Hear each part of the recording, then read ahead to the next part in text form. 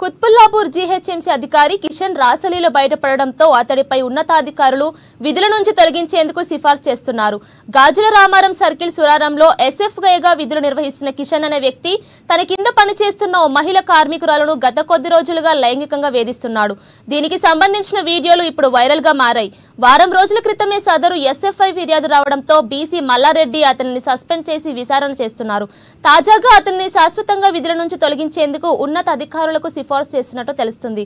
కాగా జంట సర్కిల్ పరిధిలో గతంలో ఇలాంటి వ్యవహారాలు బయటపడ్డాయి. తాజాగా ఈ వ్యవహారంపై వీడియోలు వైరల్ అవుతున్నాయి.